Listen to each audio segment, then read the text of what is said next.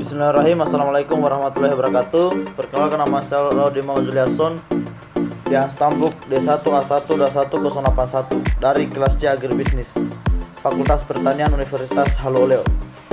Baik, langsung saja saya akan membawakan materi saya tentang menggali sumber historis, sosiologis, politis tentang Pancasila sebagai sistem filsafat.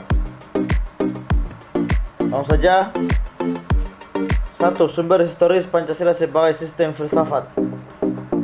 Pada 12 Agustus 1928, Soekarno pernah menulis di seluruh Indonesia menyebutkan bahwa nasionalisme adalah nasionalisme yang membuat manusia menjadi perkakasnya Tuhan dan membuat manusia hidup dalam roh.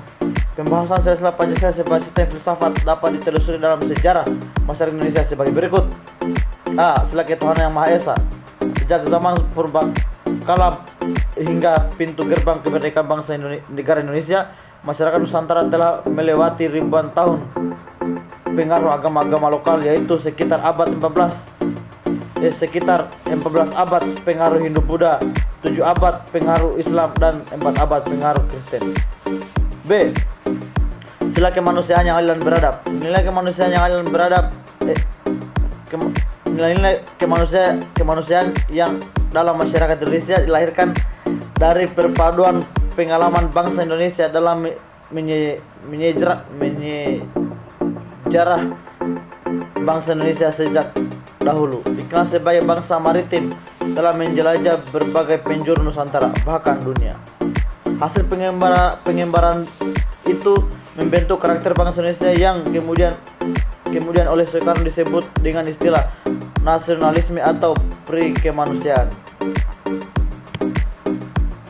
C. Sila persatuan Indonesia. Kebangsaan Indonesia merefleksikan suatu kesatuan dalam keragaman serta kebaruan dan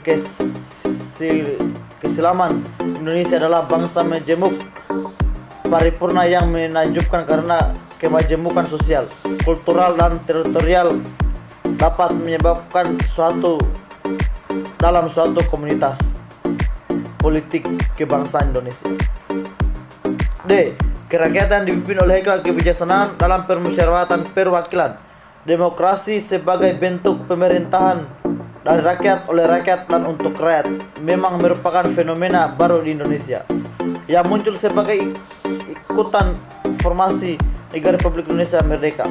Sejarah menunjukkan bahwa kerajaan-kerajaan perang Indonesia adalah kerajaan feodal yang dikuasai oleh raja-raja autokrat. Meskipun demikian, nilai demokrasi dalam taraf tertentu telah berkembang dalam budaya Nusantara dan dipraktikkan setidaknya dalam unit politik kecil seperti desa Jawa, negeri di Samudra Barat, Banjar di Bali, dan lain sebagainya.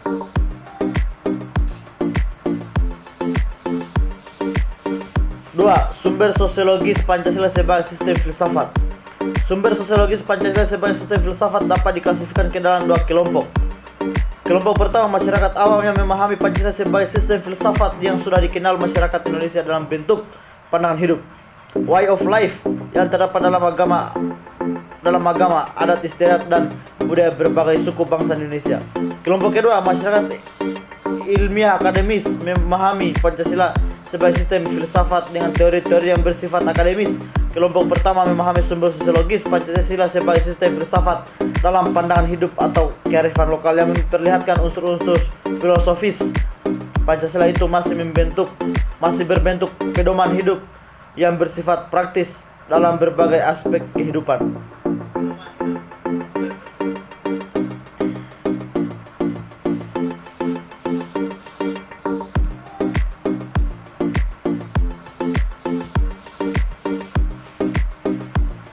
Tiga. Sumber politis Pancasila sebagai sistem filsafat.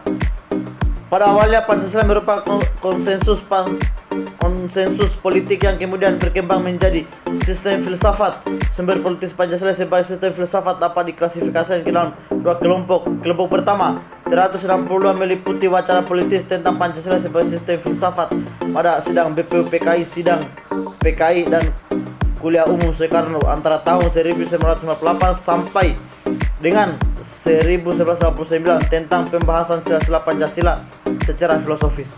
Kelompok kedua mencangkup berbagai argumen politis tentang Pancasila sebagai sistem filsafat yang disuarakan kembali di era reformasi dalam pidato politik Habibie 1 Juni 2011. Wacana politis Pancasila sebagai sistem filsafat mengemuka ketika Soekarno melontarkan konsep politisif